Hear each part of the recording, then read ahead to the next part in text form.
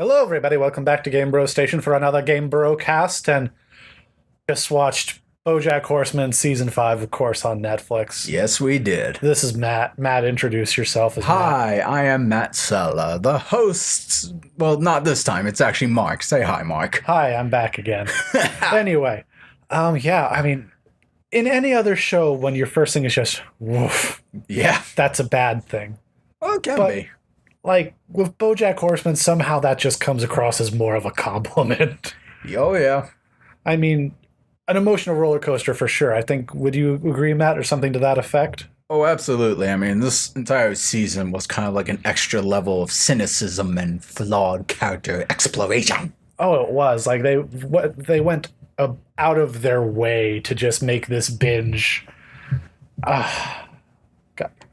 I'd have to wonder if it's actually right to binge this season, because you might just depression. Yes, no, I will definitely tell you, when we binged this to review this, there were times where I was like so depressed and sad, reflecting on my own life, where I'm like, I want to know what happens next, but these characters are making me think about myself, and now I'm... Oh yeah. Oof. But again, like what I feel like Bojack does. Yeah, that's the point. That's the point of Bojack. So I mean, what more can we say? Well, we could start by saying that Bojack has a TV show and his mom is dead. Yeah, I see you. Oh God, there's a whole for those of you. This isn't going to be a spoiler for an This isn't a spoiler review, but this is going to be a bit of a spoiler for a setup of an episode. There's an episode where it's the whole episode, I believe. He is just at his mom's funeral giving the eulogy. Yeah. It's like a 30-minute long monologue, but it's such a fascinating character study. It was it was actually one of my favorite episodes of this season. It's a standout. I really liked it because, like, the thing you and I talked about before, like, it's Bojack giving his eulogy to his mother, but he repeats himself a lot, which you can say, okay, this is getting repetitive, this is getting annoying. But as you kind of stated before, it's like we're kind of seeing him process what's going on with his family, coming to terms with some things or not. Yeah, because he repeats himself, but then that, in repeating it, discovers a new thing. He discovers a new perspective on what he said before, new Yeah. context, which he's exploring. Yeah, and it ends actually with a kind of a funny joke, despite how depressing it is. But like, in terms of like, if we still consider Netflix "quote unquote" TV, this might be, first of all, it might be one of the longest monologues I've ever seen on a TV show, but actually one of the most interesting, but actually just natural feeling monologue I've ever seen on a TV show. Yeah, no, I definitely agree there.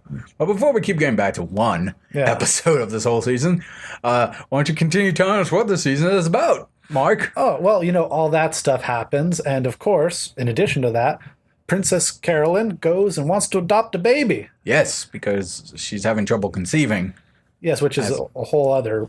Princess Carolyn has another standout, is the other standout character, I think, in this season. Yes.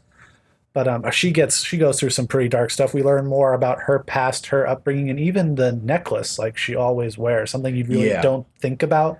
Well, we got some backstory of her necklace a couple seasons ago. Right, but it's been further expanded upon in this sense. Precisely. Mr. Peanut Butter, has, his really funny, but at the same time getting progressively even more yeesh moments. Yeah. No, I love Mr. Peanut Butter and his cheerful naivete, but he's definitely growing. He's growing, and I'm afraid for him. I am too. It's like, well, we'll get into that in a moment, but yeah. Oh, and also, the whole show is sponsored by this big corporation that tells you what time it is on your phone because you don't realize your phone can tell time, which, but at the same time, God, someone probably could make that a successful app. I don't know how. Oh, it's definitely a commentary on some of the common social media, technological. Yeah, it's just common use items that we do have access. Goddamn lazy to look for it, so we just there's an app for it. Yeah. A little bit of a commentary on that, I believe. No, it really is. And, there's a robot built, and it is not going to sugarcoat it. It's a robot for intercourse, Yeah. A sex robot. And it climbs the corporate ladder to CEO. Which is hilarious. Which is very hilarious when you think about it, but then also becomes a very, very interesting Me Too movement commentary and reflection. Oh, yeah, no. I'll definitely say this entire season definitely plays on some of the more current events going on No, yeah. in Hollywood as well as other industries. Mm-hmm. really it almost makes me really think how much this show, in a way, with how dark it, depressing, and nihilistic it is, how much of this is actually this show is almost somehow like therapy for Hollywood, almost in a weird way. In many ways, I could believe that for like actors, writers, artists, and directors who are on board with this project. I would like to hear how people, quote unquote, in the biz, look at BoJack Horseman even. Yeah, no, it would be definitely interesting because, like, I remember a long time ago, people said that about like House of Cards at the time, saying like it's a library of politics, and most of them say like, oh no, politics are not like this. But then you had the other half, no specific half, of course. Yeah. But other politicians saying like, yeah, this is pretty much politics. Yeah. So it's quite interesting to see if like Hollywood people's like, how much of BoJack Horseman is Hollywood? And some of them probably said like, yeah, that's Hollywood for you. And it takes some really, unsettling turns. BoJack gets addicted to, pills. I'm assuming it's like a little bit like opioids, or not really the effects. It was an opioid painkiller medication, stuff that is out there, and you if you're not careful with, for medical reasons, you would take it, but can result in abuse. Oh yeah, no, opioid problem is a real big issue in this country right now. And then the character he's playing on the show is such a mess of a person that he has a hard time with the pills too. Then telling the difference where his life ends and where the show begins, and it gets crazy and leads to some really disturbing, relationship changes. Yeah, it's very much the show Philbert that which he is filming pretty much is a character who's almost exactly like BoJack, just in a slightly different career choice. Yeah. So I don't know if it's method acting. I don't know the specific terms for it. You could call it that, I think. But much the role he is playing in real life and trying to separate that, it really catches up to him. It really does. And the writer for the show, there's some really funny moments too. Like the writer for the show is kind of, well, no, he is straight up stealing jokes and those popsicle sticks. And the duo that writes the popsicle sticks, actually in one episode, great comic relief for an otherwise really heavy episode. Look out for those two guys. They got some funny shtick, some funny popsicle shtick, that is. Oh, they're gonna sue you now. Oh God, and I think they made that joke too. But woof. And actually, the writer, Matt, is he voiced or supposed to look kind of like that guy in Pacific Rim? Oh, which? Oh, one of the professors. No, I don't think it's Gore. Because I don't know, he kind of looked like him to me. I'll quickly look that up. But why don't you tell us more about what happened in the seasons? Well, as we mentioned, Princess goes back to her home state and everything, and she wants to adopt. And we find the sort of rough life and career choices that led her to Hollywood. She fell in love with old movies, as many people, who I believe, start such a desire to have such a career choice do. And it's really fascinating. You see her going through, really, what it is Princess is a real, I don't want to say rags to riches, but, it's a tragic, but at the same, it's hard to say without spoilers in a weird way, because I don't want to spoil it, because it's actually one of my favorite parts of the series. Yeah. Oh, but she does wind up getting the baby. I mean, semi-spoiler. Semi-spoiler. Well, I said I didn't want to spoil it, but I spoiled Well, really, the baby in itself isn't important so much as it's almost the journey to the baby. Yeah, it's the journey. Sure. It definitely is. And I mean, another show that if it's just being on Netflix and not having, rating systems necessarily, it just, God, you feel like you're going around in circles, because it's just, it's exhausting, folks. I don't know if I'd recommend binging the whole season all at once like we did. Yeah. It might leave you emotionally drained. It definitely did for me. But at the same time, it's compelling enough that you kind of just want to, see what happens next. Yeah, because I think the fun thing that I really like about BoJack, because we talked about this briefly on Paradise PD, which, by the way, it was funny going from Paradise PD to BoJack. Oh, talk about some whiplash. Because we've said before in our past, you have BoJack, and then for me it would be F is for Family, then it'd be Big Mouth, or did I say Disenchantment? They kind of flip-flopped every Yeah, they flip-flopped for me, and then I said Paradise PD, which is just pure raunchy, dark humor, whatever. Yeah. But on the contrast of this, BoJack being all about those characters, I think the thing that I really like, and normally I'd be like, oh fuck, I hate annoying characters. a lot of these characters are flawed, go personal problems, and you could hate them, but at the same time, you could like them because you see a bit of you in them, and you want to see them have their happy ending or some form of resolve. And I think that's what I really like about this show. Because I know for a while, it's like, again, Mr. Peanut Butter is still one of my favorite characters in the show. I did like Diane in the beginning, but as the series has gone on, she's kind of become more self-destructive towards herself to the point where I'm like, what is going to be her resolve? What is her exact problem? Because she's trying to make a difference in the world somehow. And you could argue saying like some of those differences are very subtle and well-intentioned, while other ones are just an ability to stir outrage of some sort, to cause a discussion at the cost of someone's humility or dignity or whatever.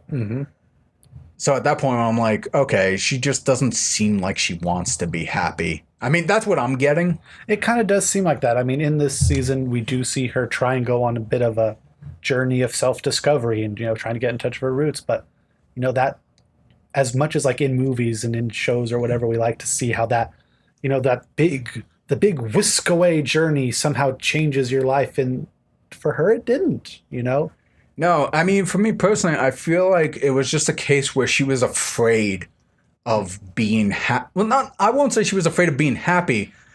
I think she was afraid of being in a place she's not familiar with. And she just wants to stick to like what she is used to, which is, I'm not going to say maybe verbal abuse, cynicism, and just downright dreadful people. Yeah, I mean, look, it's very unpleasant stuff to talk about stuff, folks, but like this is the show. Ugh, yuck. Yeah. I mean, Matt, it's like, this season in particular was just so buck wild. Like we really didn't even, do our usual, hello, here's what we liked, here's what we didn't like. We kind of just had to, it's almost more therapeutic just for us to say, hey, look, this is what happened. I mean, what's awesome is that there's other YouTubers out there who do like the philosophy of various things, and they've done Bojack Horseman before, and I was like, yeah, that's pretty much what the show is all about. It's all about discussing what you think of these. And like I said, I like the flawed characters. I don't hate them. I like them. But at the same time, I was like, okay, they need to get their just desserts sometimes. And I think that's what I appreciate about the show is it's not black and white. It's very much a grayscale human show. I think that's what makes it so, dare we say, haunting at times. It's just, because the grayness of it is, for as much as we maybe don't want to admit, kind of how the world works, It does, yeah. I mean, it's very complex. There's no one solution for all type thing. Yeah. I will say I do have like one con, but it's more of a fear. Go on. I'm a little... Season 5, I think has been a great season. The budget definitely increased, and I can kind of see that going into the music and some of the experimental episodes. Oh, yeah.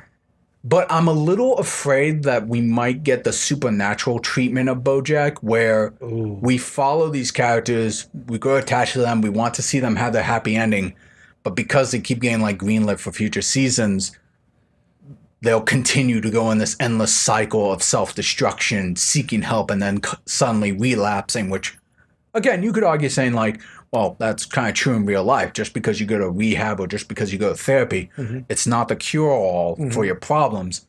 And there's a good chance that you're going to relapse back into your bad function. I get that. But at the same time, it's like, I kind of want to see Bojack at least get satisfied for doing something good once in his life and realizing he could do any form of repercussions, even if it's just minor, just some kind of resolve. No, and I see that because, like, here's the thing: if it does go the supernatural route where it just keeps going, I don't know if as a viewer I could continue it. I don't think so. I think it would just be too for lack of a better word, too dark for too long. Yeah, I mean, like, whether if you're living in a good situation or not in real life, prolonged exposure to bummer situations, it's going to take a toll on you. Yeah, and this season, for how dark the ending of this season gets, you could say there's a slight silver lining there, but this one really, I think, for me, is a real cliffhanger that leaves so many things up in the air. Yeah, I definitely think this is not technically the darkest season we've had from Bojack. but it's probably like the most human. It's the most human, and I feel like it's the most topical, most contemporary of like where we are like right now in some ways. Yeah. And like again, any other show, but like BoJack, you find a way to keep doing it. I guess Matt, any final thoughts or wrapping it up here? Because I'm bummed just talking about how bummed I got. Yeah, no, don't worry for lighter next time in the store. But as of right now, yeah, no, if you're a big fan of BoJack and like exploring like the complexity of being human, it doesn't really matter if you're rich or poor or anything like that. We all go through our own personal demons. Yeah. And whether we find resolve or find a silver line somewhere, it's kind of cool to watch this kind of show, to have commentary on that.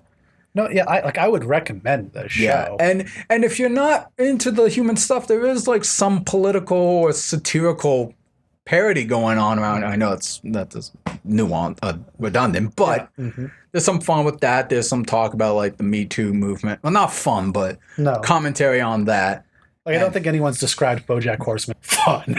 No, certainly not. But like I said, one of the highlights for me was like talking about the Me Too movement, and it's like, it's good that we had that going on, but it also kind of shows like humanity. It's not a black and white situation. There was on different ends. Even if it's not quite that, it's really interesting to see. It is. What Bojack Horseman does, and I think what Matt you're getting at here is it shines a light in the areas where maybe quite honestly we're not even comfortable shining the light on sometimes. Yeah, it definitely exudes some dark thoughts we have that not terribly damning, but we probably wouldn't say them out loud. No, Bojack Horseman continues to be a show that pushes the envelope, I guess, is a very fair way to say it. Oh, one last bit I will say, considering you say pushing the envelope. It was kind of funny how I was saying to you that Bojack Horseman, great show when it first started. Then I felt like someone said, hold my beer, family. Oh, that's a little bit more risque. And then that show came out, and then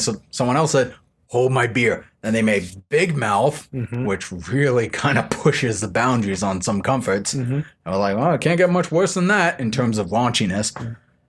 Then someone said, hold my beer, and thus we got Paradise PD. And I thought to myself, man, Bojack Horseman's really tame compared to Paradise PD. Oh, look, a sex bot. Yeah. Basically, Bojack Horseman saw all the other new Netflix shows for adults that are animated, and that, probably owe, Bojack's success to their own, being funded. And Bojack, listen here, noob. But yeah, if you are a fan of Bojack Horseman, I think you will like this season. I don't know if, because, it is on Netflix, you can binge the whole season. I don't know. Really depends on where you feel you are comfortably, if you should binge the season. But if you're a fan, I think the watch will be worth your while. I definitely agree with that. And hey, if you guys already saw the season 2, let us know what you thought of the season. Did you like it? Is it my favorite season? What did you dislike? It's season 5. Season 5, dude. Let us know all about it in the comment section below. Yeah, and as we like to say, to be continued. Oh, wait. Like and subscribe. Okay, to be continued.